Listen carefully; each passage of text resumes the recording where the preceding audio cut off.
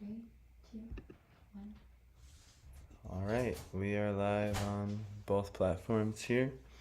Hare Krishna. I'm sorry, I've kind of been away from the service for a little bit. We had a pretty crazy, busy weekend, but we are back. Could you let people know on the text message platform, whatever that is? So, we should continue with our Bhagavatam reading. We should continue with hearing the pastimes of Chaitanya Mahaprabhu. And this will be our great fortune. So, without further ado, without me speaking much more, we should do some nice prayers that will help us. So, here we go.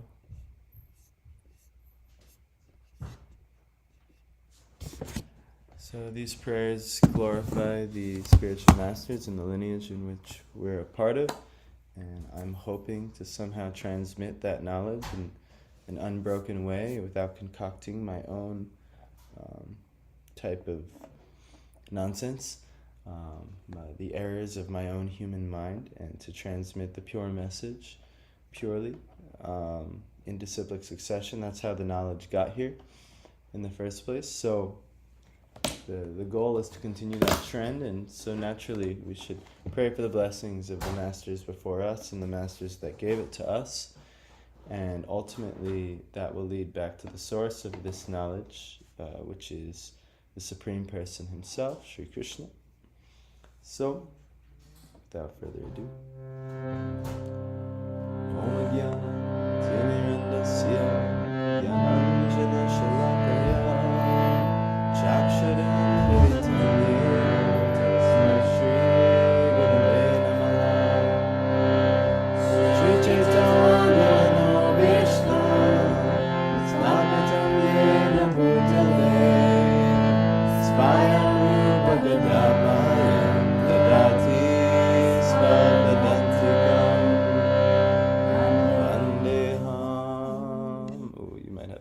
control this one.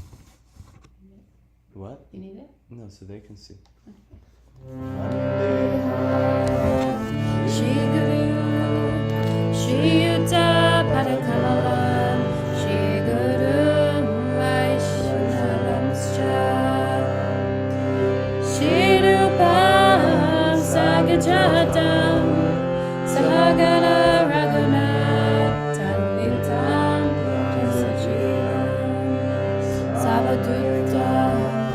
Savadutam Parijana Sita Krishna Chaitanya Deva Shri Radha Krishna Padam Sahagana Lalita Shri Vishaka Vitamscha E Krishna Karuna Sindhu Dinabandhu Jagatpate Gopesha Gopika Kanta Radha Kanta Namostute Tapta Kanchana Godangi Radhe Vrindavaneshwari Vishabhanu Sutta Devi Pranamami Harive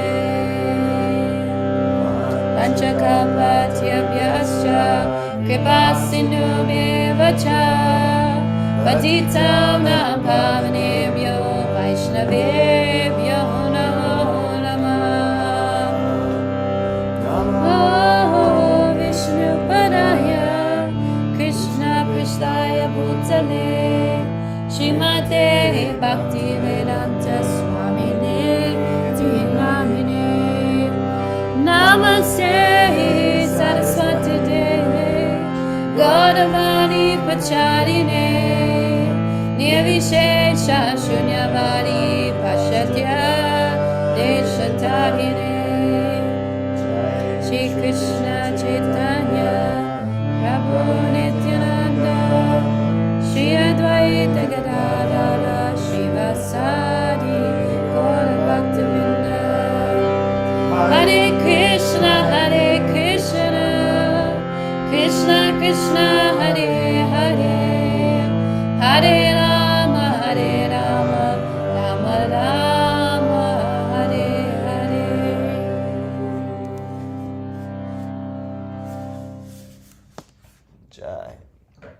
So that was one set of prayers, and now we'll do a set of prayers worshiping the Bhagavatam itself. And even though we're not actually getting into all the verses, this is part of Srila Prabhupada's commentary on the Bhagavatam, and you're going to hear about the pastimes of Chaitanya Mahaprabhu. And Chaitanya Mahaprabhu is the living incarnation of the Bhagavatam, what the Bhagavatam looks like when a person fully embodies it and imbibes it. I mean, he's also he's predicted, his appearance is predicted in the Bhagavatam 5,000 years before he came. But yeah, we'll get there. So anyway, we'll continue. These are the prayers on the screen. This is the first verse of the Bhagavatam, first line of the first verse. Om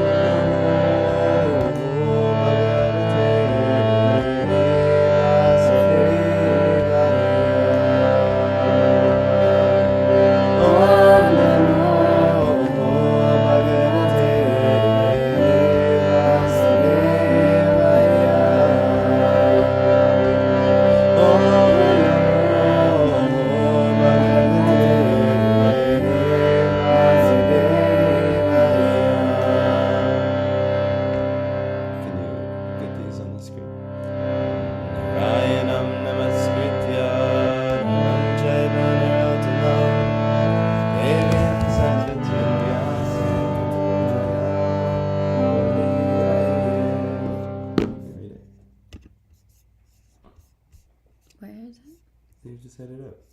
This one? Yeah. Under temple songs? Oh, right there. Before reciting the Srimad Bhagavatam, which is a very means of conquest, one should offer... should I do... Yes. First, it's the Om Namo Bhagavate Vasudevaya, no? Which means, I offer my obeisances to the Supreme Personality of Godhead, Vasudeva. Before reciting the Srimad Bhagavatam, which is a very means of conquest, one should offer respectful obeisances unto the Personality of Godhead, Narayana, unto Narayana Rishi, the supremest human being, unto Mother Saraswati, the goddess of learning, and unto Srila Vyasadeva, the author. Shinvatam Svagata Krishna, Punya Shravana Kirtana, Vidyantastohi Bhajani, Bhajanoti Sritsutam. Sri Krishna, the personality of Godhead, who is the Paramatma in everyone's heart, and the benefactor of the truthful devotee, cleanses desire for material enjoyment from the heart of the devotee who has developed the urge to hear his messages, which are in themselves virtuous when properly heard and chanted. Nashapaisha Bhajeshu Nityam Bhagavata Sevaya Bhagavati Uttama Shloki Bhaktir Bhavati Naishtaki. By regular attendance in classes on the Bhagavatam, and by rendering service to the pure devotee, all that is troublesome to the heart is almost completely destroyed, and loving service unto the personality of Godhead, who is praised with transcendental songs, is established as an irrevocable fact. Sure. All right, so we are back. We are reading from the Bhagavatam. We were reading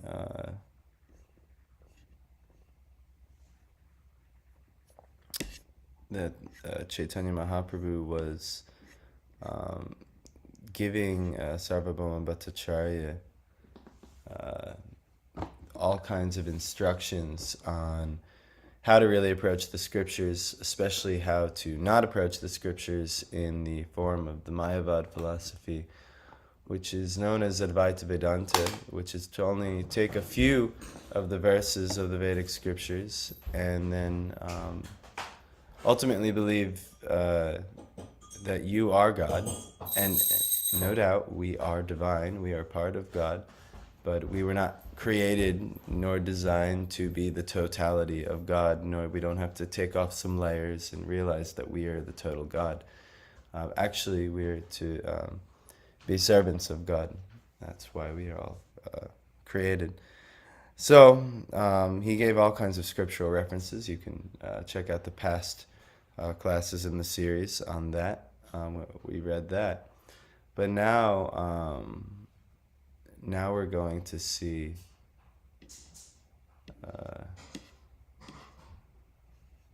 the conclusion of this. And we've been talking about this for a couple classes. This is like a big thing And Srila Prabhupada makes this so important about the differentiation between the true Bhagavat philosophy and the Vedic philosophy and the, how do you say, interpreted and concocted Mayavad, which is currently passing under a huge portion of the so-called Hindu philosophy is under this blanket, in which ultimately states that you are God, which is not true. This is not, at least not in totality. So it's up to you, Alpha. You want to move the camera closer, but he said he can't hear you. Sure. Oh, where are you, son? He's watching upstairs. Okay, good. He's not doing well. So, all right. So we will begin with our reading now. So they were talking about the Atmaram shloka, and this talks about how an Atmaram is one who finds pleasure in the Atma. Rama is the source of pleasure, and Atma is the soul. At least one, the most basic definition is one who is self-satisfied. But it's explained in the Bhagavatam that even those who are self-satisfied, like the four Kumaras, Shukadev Goswami,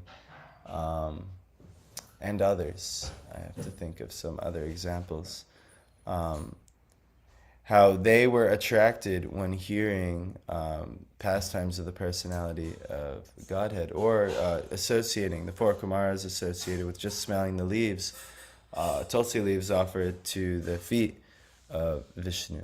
And Shukadev Goswami heard the pastimes of the Bhagavatam, I believe, in the 10th canto.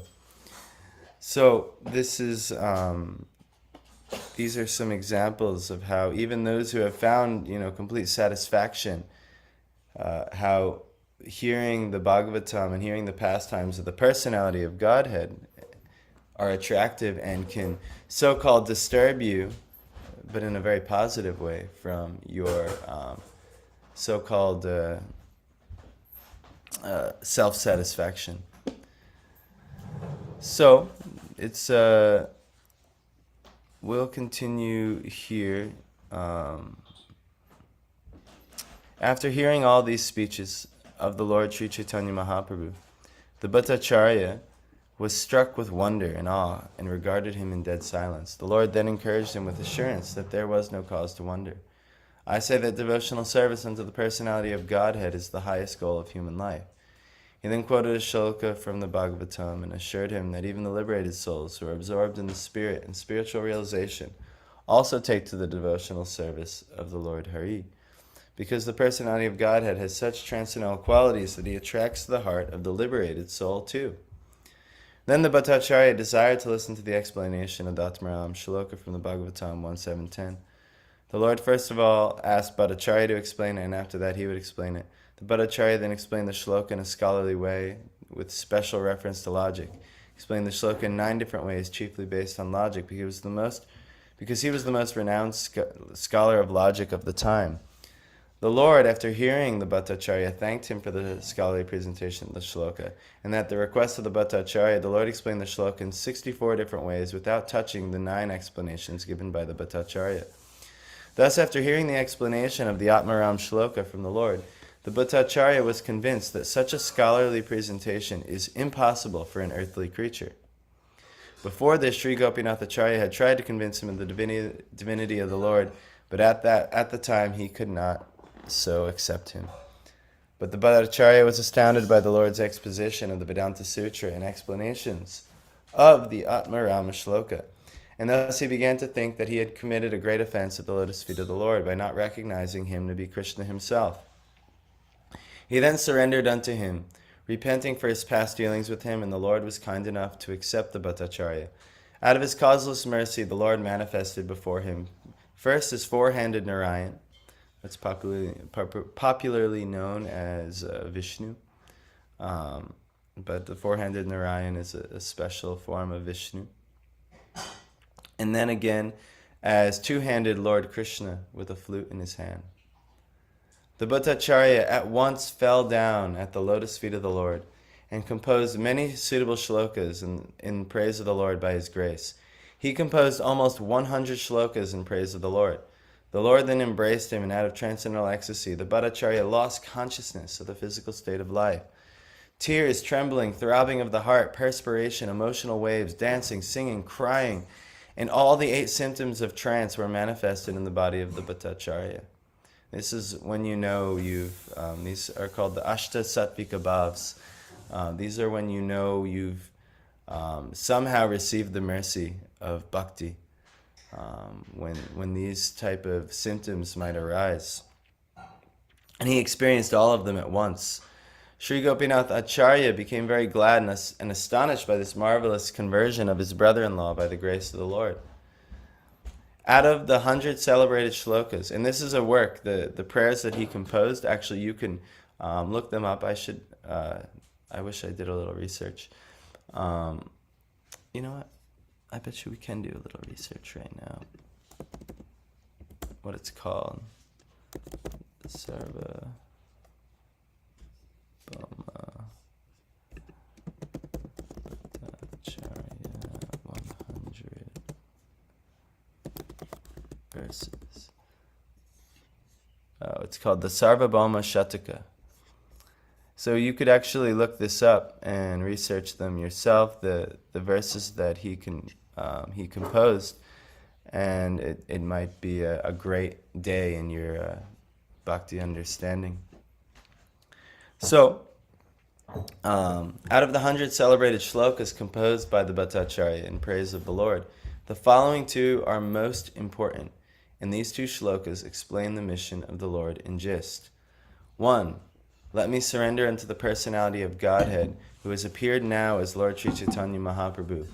He is the ocean of all mercy, and has now come down to teach us material detachment, learning, and devotional service to himself. 1. That Chaitanya Mahaprabhu is indeed an incarnation of the Lord, the personality of Godhead, and he's actually so merciful, an ocean of mercy.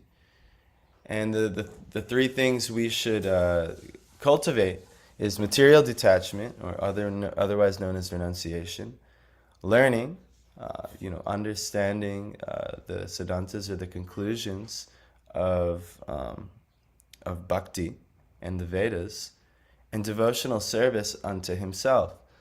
So this is devotional service. There are 9 processes. The chief process is kirtanam, which is chanting not only the holy names, but the glories, the fame, the pastimes, glorifying the Lord, but most easily and accessible and recommended to accompany all other forms of kirtan is the chanting of the holy names. But there's many other processes. There's 9 processes given by actually Prahlad Maharaj, who we will celebrate tomorrow for Nrsimha Chaturdasi. Those 9 main processes of Bhakti Yoga, but there's 64 processes of Bhakti Yoga given by Rupa Goswami that Chaitanya Mahaprabhu established for him.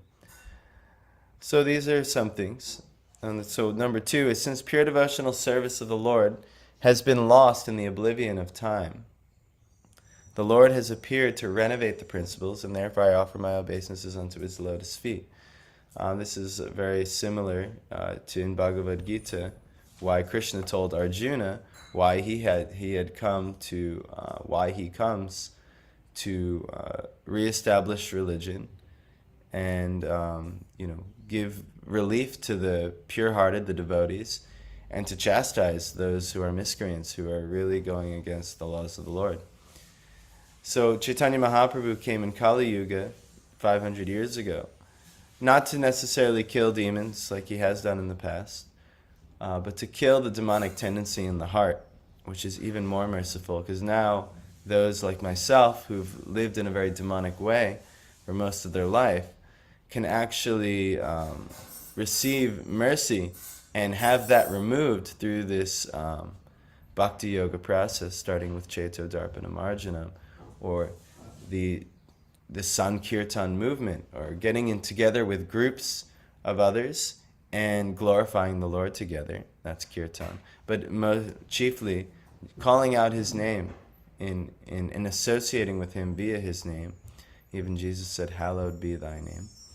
how holy is the name of the Lord. And actually the name of the Lord is the Lord himself.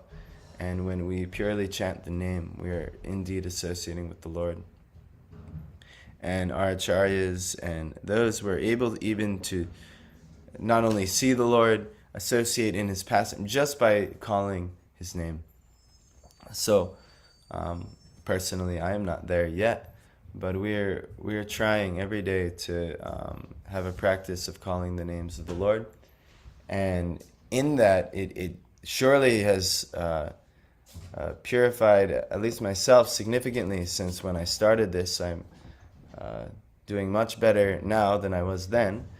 And I'm looking forward for the future that things should continue to, purification should continue to happen with a continued practice of regularly calling the names of the Lord, hearing in his instructions, and developing some material detachment as well. So the Lord explained the word mukti to be equivalent to the word Vishnu, or the personality of Godhead. Mukti means liberation. To attain mukti, or liberation from the bondage of material existence, is to attain to the service of the Lord.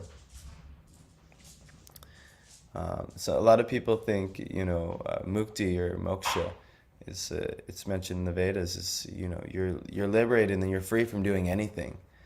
But actually, you're free from all forms of suffering that your previous activities have caused you. But if you want, you can now be free to act as an individual being in devotional service, which is actually said to be the highest point of not only pleasure to the Lord, but the highest point of pleasure to you and all other beings for eternity. So this is what the Vedic Shastras conclude, the Siddhanta. But let's continue. The Lord, so that's it. That pastime's done. The Lord then proceeded towards South India for some time, and converted all he met on the way to become devotees of Lord Sri Krishna. Such devotees also converted many others. Now remember this word cult. We said this in a previous class. Cult is not, it's just a religious system in this context, but it's given very much negative connotations. But to the cult of devotional service. Remember, every religion, or even I watched a college graduation the other day, and they were doing some like alma mater, like weird cult-like stuff, where they're doing all these hand symbols, and then they were all like praising the school or something like this. And this is all cult-like behavior, but we say no, that's great in our society. But anyway, just I know that word has stigma. But the cult of, he converted many others to the cult of devotional service, or to the Bhagavat Dharma of the Lord. Dharma is one's occupational duty, or even one's religious duty. And Bhagavat is unto the Supreme Lord, unto the Supreme Personality of Godhead. So one's duty unto the Lord. And this is the meaning of life, actually, given in the Vedas. And this is what Chaitanya Mahaprabhu came to reestablish. And thus he reached the bank of the Godavari, where he met Srila Ramananda Rai. This is a very special personality.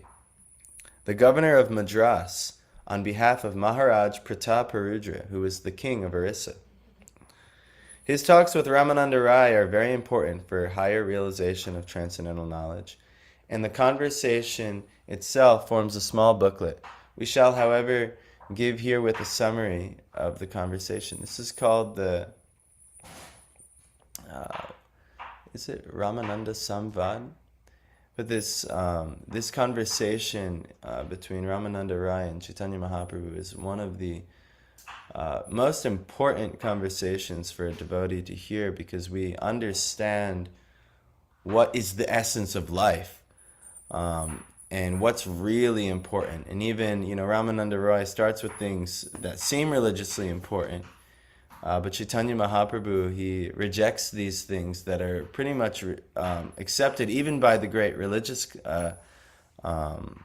class of people who follow these teachings. But he gets to the essence of what is behind one's spiritual practice, one's life. What is the essence? So we'll hear a little bit here. Sri Ramananda Rai was a self-realized soul. Although outwardly he belonged to a caste lower than the Brahmana in social status, he was not in the renounced order of life, and besides that, he was a high government servant in the state.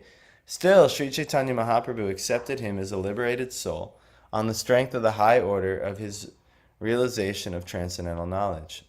He was actually referred to him by Sarvabhauma Bhattacharya after he composed all of his wonderful shlokas and accepted Chaitanya Mahaprabhu. He said, I know this man, Ramananda Rai, and previously I thought he was kind of loony. But now that I understand what you're trying to, what you've told me from the Bhagavatam, I now realize that he's great, will be of great interest to you. So Chaitanya Mahaprabhu sought him out and found him. And so here we go. Similarly, so he accepted him as a liberated soul in the strength of the high order of his realization of transcendental knowledge. Now similarly, the Lord accepted Srila Haridas Thakur, a veteran devotee of the Lord coming from a Mohammedan family. And there are many other great devotees of the Lord who came from different communities, sects, and castes. The Lord's only criterion was the standard of devotional service of the particular person. He was not concerned with the outward dress of a man. He was concerned only with the inner soul and its activities. Therefore, all the missionary activities of the Lord are to be understood to be on the spiritual plane, and as such, the cult of Sri Chaitanya Mahaprabhu, or the cult of Bhagavat Dharma, has nothing to do with mundane affairs, sociology, politics, economic development, or any such sphere of life. Srimad Bhagavatam is the purely transcendental urge of the soul.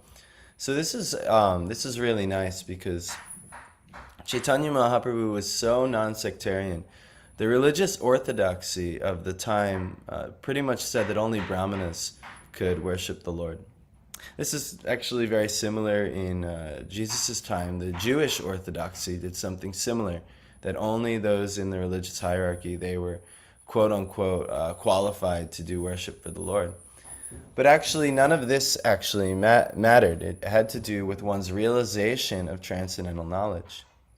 And you could be a so-called peasant in the worldly standard, but due to your realization of transcendental knowledge, you can be so greatly favored by the Lord in this way. So Haridas Thakur came from a Mohammedan or a Muslim family, which, especially by the religious orthodoxy of the time, that was like a no. That was like a disqualification. Well, one, they're eating meat. They're have all kinds of habits which are not approved by the Vedas, and maybe while this may be true, if one comes from that family, your qualification isn't based off of your birth, which is what's known as the perverted caste system of today. It has nothing to do with your birth. It has everything to do with your qualification. So Haridas Thakur was so qualified and so renounced and so beyond liberated. He had such great realization of transcendental knowledge. So Lord Chaitanya, he accepted him, and he did not care where his so-called caste or birth or family came from. Similarly, we see in the works of Bhaktivinoda Thakur how there was, especially in Jaiva Dharma, there was religious orthodoxy that, even in so-called Vaishnava societies that, or those who accept, Krishna and Vishnu and all of these Vedic truths, and yet because of their birth, like Sarvabhauma Bhattacharya, for instance, but because of their seemingly lower birth, they disregard them. Now, this is not us, and even we can find, and we see that Bhaktivinoda Thakur was that even those who practice the Muslim faith or the Christian faith, that if they're very sincere in their practice, they are to be considered Vaishnavas. They are to be given all respect. Now, what's to speak of those in our line who are practicing these conclusions? There's different institutions, and all should be given tremendous amounts of respect. And you never know how advanced one could be, and we could very much easily make aparadhs thinking ourselves better than others, or our institution better than another institution, or our religion better than another religion. that's very dangerous. So we see that Chaitanya Mahaprabhu is exemplifying that, and he taught that. He's the most non-sectarian, and Srila Prabhupada created the International Society for Krishna Consciousness in that same mood and way. But, there may be times, and I know I've seen it in other religions, even though Christ, I'm coming from a Christian background, even though Christ it said he came for the sinners, and he took seemingly the lowest rung of men and made them the topmost, the disciples and the apostles. Still, even today, I always run into some Christian preacher on the street telling just about everyone there that they're going to hell unless they do what they're doing. And similarly, in our, say you become a practitioner, in our Kanishta Adhikari stage or Prakriti, if we're still materialistic and we're only looking at the externals, we may think others disqualified or less advanced when really they may have some wonderful qualifications. So we should be very, very, very careful to be very humble and always be ready to offer all respects unto others. This is a teaching, the most important teaching of Chaitanya Mahaprabhu, very tolerant. And this way we can make some advancement and we can hear from advanced personalities. So, where are we? Therefore, all the missionary activities of the Lord are to be understood to be on the spiritual plane. And as such, the cult of Sri Chaitanya Mahaprabhu, or the cult of Bhagavat Dharma, has nothing to do with mundane affairs, sociology, politics, economic development, or any such sphere of life. Srimad Bhagavatam is the purely transcendental urge of the soul. When he met Sri Ramananda Rai on the bank of the Godavari, the Varnashram Dharma, followed by the Hindus, was mentioned by the Lord. Srila Ramananda Rai said that by following the principles of Varnashram Dharma, the system of 4 castes and 4 orders of human life, everyone could realize transcendence. In the opinion of the Lord, the system of Varnashram Dharma is superficial only, and it has very little to do with the highest realization of spiritual values. Now, Varnashram Dharma is what's now known as the caste system, but in its pure form, Varnashram Dharma was the natural orders of life. You have the intellectual class, the priestly, the philosophical class, the teachers of society. You have the statesmen, or those who are enforcing law and order, hopefully under the guidance of the intellectual class. And then you have the merchants and the tradesmen and the business people, and we're all, doing all these roles. And then there's the basic laborers who help all the others. So this is just natural. Everyone fits into this somewhere. But the perversion, and that Chaitanya Mahaprabhu was one of the first to bunk this perversion that has happened in the Vedic or the Vedic culture, is that you're not born into it. It doesn't so much matter what you're born into. Now, does that mean, clearly there are advantages to being born into a certain way of life. If you are born into a family who is well known for your skills and qualities in a profession or trade, you will likely have the opportunity to learn those things much more than, say, someone who never learned them before. So there is a benefit to being born in a family. But we have to look at the overall qualities of a person before we could discriminate. Like, what are their overall qualities? How are they fitting in? Are they, they may have the title of a Brahmana, but they may have the qualifications of a Shudra. I personally, this is my... So somehow or other, I've been initiated into supposedly being a Brahmana. But when I look at my qualifications, I don't hit the bar. And it's my job to work towards that bar. So similarly, this may be, especially in Kali Yuga, people can be born in a so-called Brahmin family or a Kshatriya family and a Vaishya, but they may have lower or higher qualification. Like Haridas Thakur, born in what would be considered an outcast family. not following the Vedic ways, using the profession in Varnashram Dharma. So anyway, so Ramananda Roy first gives Varnashram Dharma as one's duties. And then Chaitanya Mahaprabhu, he said this is superficial only. And has very little to do with the highest realization of spiritual values. The highest perfection of life is to get detached from the material attachment and proportionately realize the transcendental loving service of the Lord. The personality of Godhead recognizes a living being who is progressing in that line, who is overcoming that which is not, which is our attachment to the material, temporary things of this world. And proportionately to we detach from that, we realize that service unto the Lord, or approaching the spiritual in love and devotion, this is the point. This is the point of life. The personality of Godhead recognizes a living being who's progressing in that line. Devotional service, therefore, is the culmination of the culture of all knowledge. All knowledge will lead you to this realization. When Sri Krishna, the Supreme Personality of Godhead, appeared for the deliverance of all fallen souls, he advised the deliverance of all living entities as follows.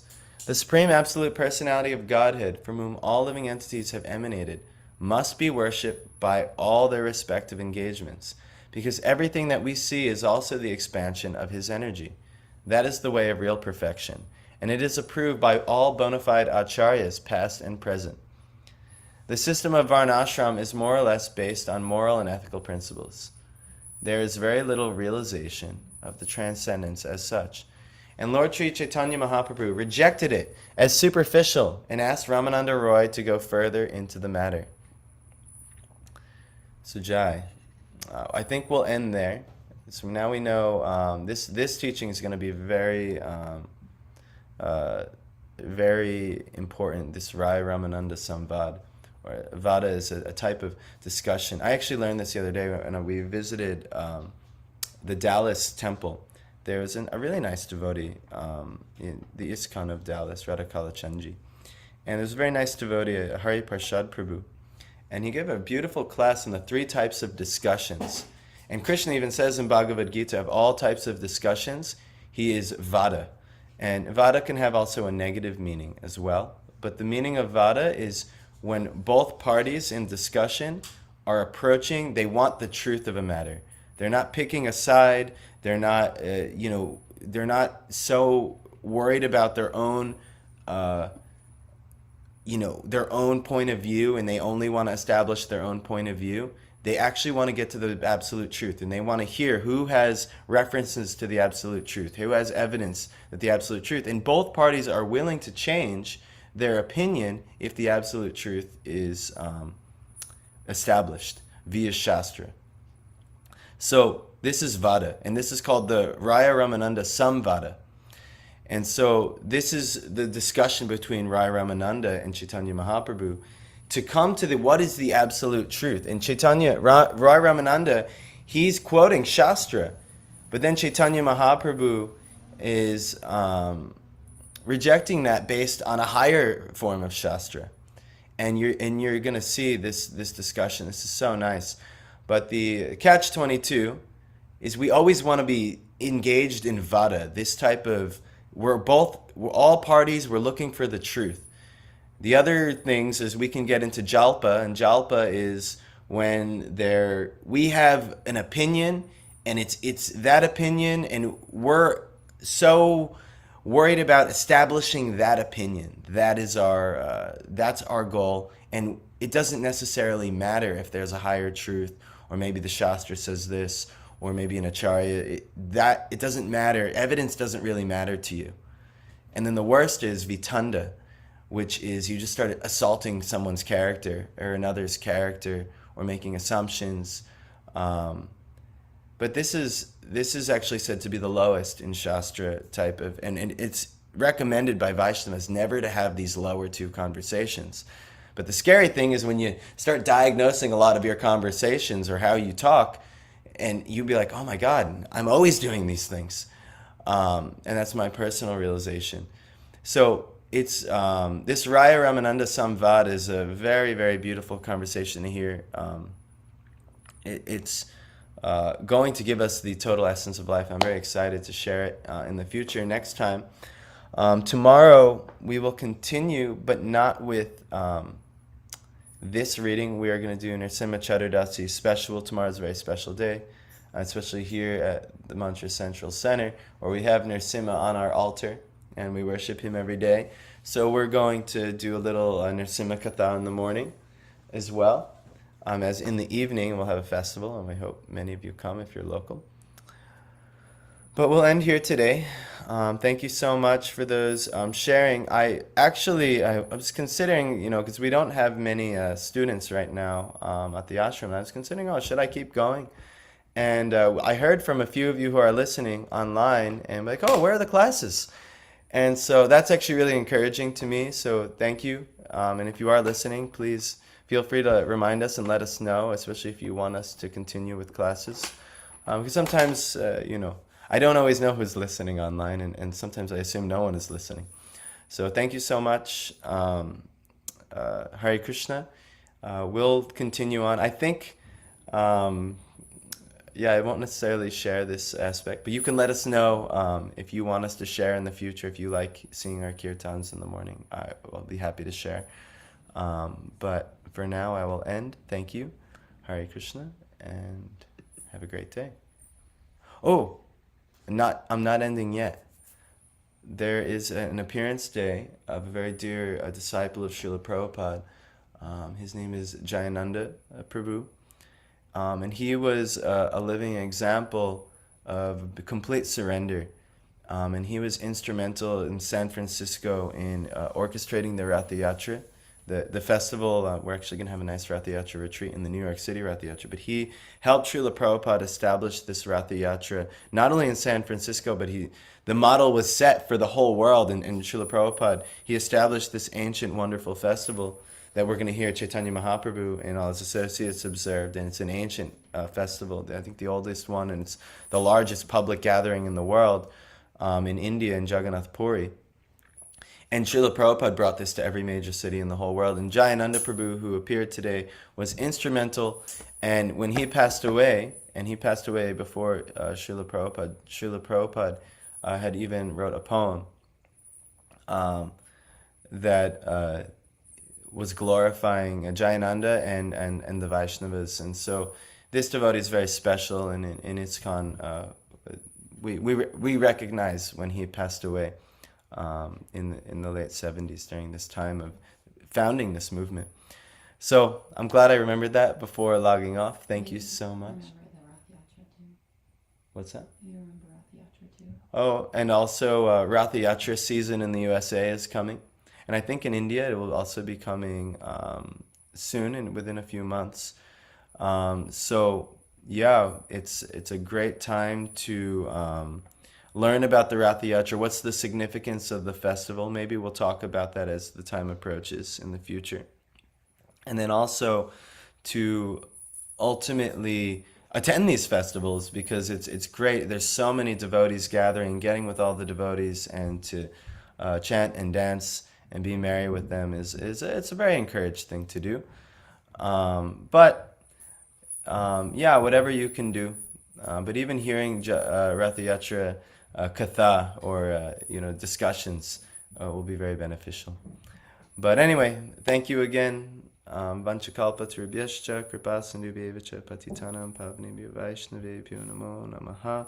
That means I offer my respectful obeisances unto all the Vaishnavas, the devotees of the Lord, who are just like desire trees. They fulfill the desires of everyone, and they are full of compassion for the fallen conditioned